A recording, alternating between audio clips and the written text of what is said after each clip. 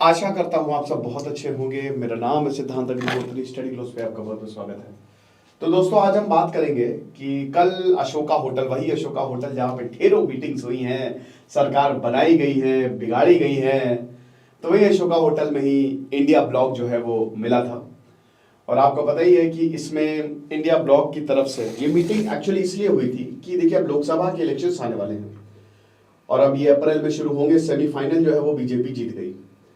तो अब यहां पे बात ये चल रही है कि कितनी सीटों पे चुनाव लड़ा जाए, कितनी सीटें बांटी जाए, कौन कैंपेन करेगा। अभी तक 3 मीटिंग्स हो चुकी, चौथी थी इंडिया ब्लॉक की। तो बेसिकली ये सब कुछ कल हुआ। कल डिसाइड तो पूरी तरीके से नहीं हुआ, इसकी खबरें तो नहीं आई। कन्वेनर कौन रहेगा? अरविंद केजरीवाल ने कहा है कि मीटिंग अच्छी रही, काफी अच्छी रही इनफैक्ट, और ये बहुत जल्द पता चल जाएगा कौन कितनी सीटों पे लड़ेगा, क्योंकि सीटों का बंटवारा ही अहम है। कौन किसके पत्ते काटेगा, बड़ा मतलब देखिए, गठबंधन में ये पेचीदा होता है मामला। तो आज अगर हम बात करते हैं तो मतलब कल अगर बात करें तो एक बड़ी इंटरेस्टिंग चीज सामने आई। देखिए, आपको पता है कि मल्लिकार्जुन खड़गे इस समय कांग्रेस के इस समय करता धरता है, अध्यक्ष वही है।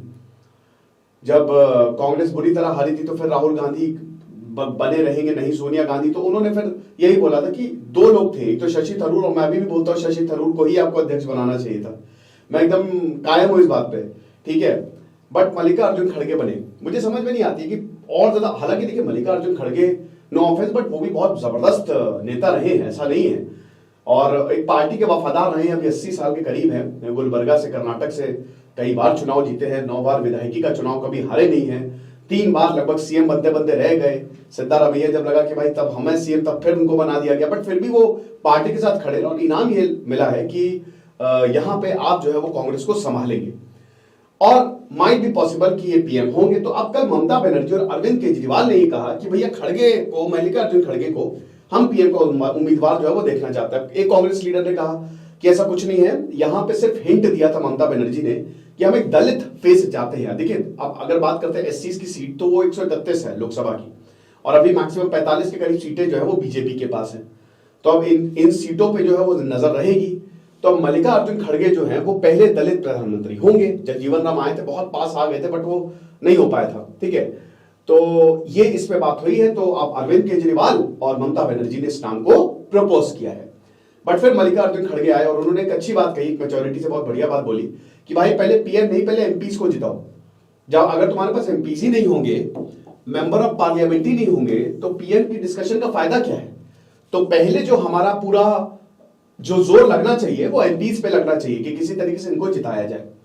तो एक तो मेरा पहला सवाल आपसे ये होगा, कमेंट बॉक्स में बताइएगा कि आपको क्या लगता है, आपके हिसाब से अगर आप प्रधानमंत्री उम्मीदवार देखना चाहेंगे इंडिया की तरफ से तो कौन देखना चाहेंगे? अब मुझे ऐसा लग रहा है कि विदाउट फेस जाएंगे। मुझे पता नहीं, अब ऐसा कल के बयान से ऐसा लग गया।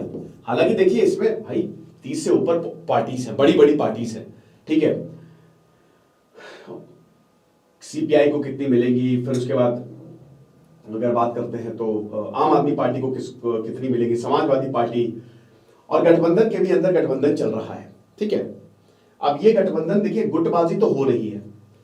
मुझे पर्सनली ऐसा लगता है, अगर मैं बोलूं तो नीतीश कुमार या फिर अरविंद केजरीवाल को आगे करना चाहिए, बट फिर भी मेरा वोट थोड़ा नीतीश कुमार को जाएगा। नीतीश कुमार को भी ये लग रहा था कि देखिए कास्ट सेंसस, फिर उसके बाद एनडीए से अलग हट के आए हैं, भाई एनडीए से कट के आए हैं नीतीश कुमार। तो नीतीश कुमार को भी ये लग रहा था कि भाई शायद प्रधानमंत्री उम्मीदवार मेरा नाम ही प्रपोज किया जाए, बट पॉलिटिक्स अंदर भी चल ही रही है, तो यहां पे नीतीश कुमार का तो नाम प्रपोज नहीं किया गया। फिर उनका हाल ही में विधानसभा पे जो बयान आया था उसकी वजह से भी काफी किरकिरी हुई, तो might be possible, but Nitish Kumar एक बहुत अच्छा ऑप्शन है। फिर अरविंद केजरीवाल भी एक अच्छा ऑप्शन है। ममता बनर्जी इतना अच्छा ऑप्शन नहीं है, कि हो सकता है कि वो वेस्ट बंगाल पॉलिटिक्स में बढ़िया कर रही हूं, बट आज की वो गारंटी नहीं कि नेशनल पॉलिटिक्स में जनता उनको एक्सेप्ट करेगी कि नहीं। एंड सेम विद खड़गे ऑल्सो। हिंदी बेल्ट में मल्लिकार्जुन खड़गे कितना ज्यादा प्रभाव डाल पाएंगे? हमने कांग्रेस में देखा कि अभी 3 राज्य हारे, ये भी एक बहुत ही प्रश्न चिन्ह है। लेकिन अगर इंडिया अलायंस जो है वो विदाउट पीएम का फेस उतरी तो इनको बहुत ज्यादा घाटा हो सकता है। वैसे ही घाटे में ही चल रहे हैं लोग। अभी तो उम्मीद यही है कि बीजेपी को सीटें आएंगी, तगड़ी आएंगी। लेकिन अगर इंडिया फेस विदाउट पीएम, मतलब इंडिया जो है वो विदाउट पीएम फेस के बगैर उतरता है, मतलब पीएम फेस नहीं वो अनाउंस करता है कि पीएम कौन होगा अगर हम जीते, तो मुश्किल हो सकती है ना। क्योंकि देखिए यहां चुनाव तो नरेंद्र मोदी के नाम पे लड़ा जाएगा, इट्स मोदी वर्सेस खड़गे होने वाला है। तो चुनाव तो, और हम सबको पता है कि किस तरीके से, चाहे एमपी हो चाहे राजस्थान हो, वन मैन आर्मी है वो, उन्होंने अपने बल, उनका एक बहुत बड़ा फैक्टर चला वो, है ना। एक्सपर्ट्स ने ये बताया है कि भाई इनफैक्ट जो राजस्थान में जो अच्छी स्कीमें चल रही थी वो भी ये था कि नहीं नहीं ये तो हमारे नेता नहीं, ये तो मोदी जी चला रहे हैं। तो इस तरीके का उनका वर्चस्व है। तो अब उनको हराने के लिए, उनको टक्कर देने के लिए कोई तगड़ा चाहिए। तो क्या मल्लिकार्जुन खड़गे इतनी बड़ी टक्कर दे पाएंगे? अब इन सब में बात आती है राहुल गांधी की, कि राहुल गांधी गए किधर गए। देखिए राहुल गांधी की नाम पे सहमति बनना असंभव है। जिस तरीके से ममता बनर्जी और बाकी और भी नेता जो है वो राहुल गांधी को, हम सबको पता है कि इतना ज्यादा पसंद नहीं करते हैं। और ये क्योंकि भाई ऑपोजिशन है ये, और सारी पार्टीज एक साथ आ रही हैं, सीटें मिलेंगी। लेकिन मैं पर्सनली पता है, मुझे लगता है कि बहुत ज्यादा ये, अब ठीक है आपको लेके चलना पड़ता है, बट इंडिया में अगर जैसे कांग्रेस अलग अलग चलती है या बाकी अलग चलते तो ज्यादा बेटर रहता। बट कोई बात नहीं, सब एक साथ आए हैं। तो राहुल गांधी भी भारत जोड़ो यात्रा 2 करने वाले हैं।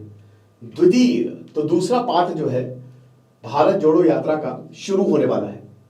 तो अब ये जो भारत जोड़ो यात्रा शुरू होने वाली है, ये जो है ये कितना ज्यादा प्रभाव डालेगी देखना पड़ेगा। भारत जोड़ो यात्रा का अच्छा प्रभाव रहा था, वो इफेक्टिव रही थी, लेकिन राहुल गांधी की बात पे कोई डिस्कशन नहीं हुआ। और राहुल गांधी की, मुझे नहीं लगता कि इनको प्रधानमंत्री उम्मीदवार बनाया जाएगा, हाईली अनलाइकली। शायद 2029 के लिए देखिए राहुल गांधी का ट्रांजिशन तो हुआ है, नो डाउट। पहले वो बहुत ही इमेच्योर और मतलब काफी उनका मीम बनते थे, लेकिन वो वहां से तो जो बीजेपी है वो हटी है, कि पहले उनको बहुत सारे पप्पू या कुछ और बोला जाता था, तो वहां से हटी है, तो उनका ट्रांजिशन हुआ है अब। लेकिन अभी भी उतना ट्रांजिशन नहीं है कि, देखिए एक तो राहुल गांधी कहीं मीडिया पे नहीं दिखते हैं, ये बड़ी दिक्कत है, ये बड़ी चिंताजनक बात है ना। अब यहाँ पे 14 जो जर्नलिस्ट उनको बैन कर दिया। भाई आप वहां पे जाओ, उनको हराओ। अरविंद केजरीवाल ने देखो कितना बढ़िया उसका यूज किया। तो ये चीज 2029 में शायद और ज्यादा मैच्योर हो जाए तो माइट भी पॉसिबल कि वो चेहरा बने, बट अभी तो राहुल गांधी कहीं रेस में दिखाई नहीं दे रहे हैं। अब नीतीश कुमार, देखिए गठबंधन, अभी चुनाव आए नहीं है और कहीं ना कहीं प्रॉब्लम तो है। मैंने बताया ना, गठबंधन के अंदर गठबंधन है, तो प्रॉब्लम तो बहुत ज्यादा है। हर कोई अपनी पॉलिटिक्स खेल रहा है। अच्छा, बीजेपी मंद मंद मुस्कुरा रही होगी, क्या चलो बढ़िया है, कोई दिक्कत नहीं है, जो करना है कर लो। तो कोई भी खेला करना खेला कर लो, हम तैयार है। वो जो जितना ज्यादा ये कहते हैं ना कि डिसओरिएंटेशन होगा, उतना ही ज्यादा बीजेपी को फायदा होगा। तो देखेंगे फिलहाल आगे क्या होता है, बट ये जो है अभी चल रहा है इंडिया ब्लॉक में। कुछ नहीं पढ़ते रहे, जैसे सिद्धांत अग्निहोत्री साइनिंग ऑफ।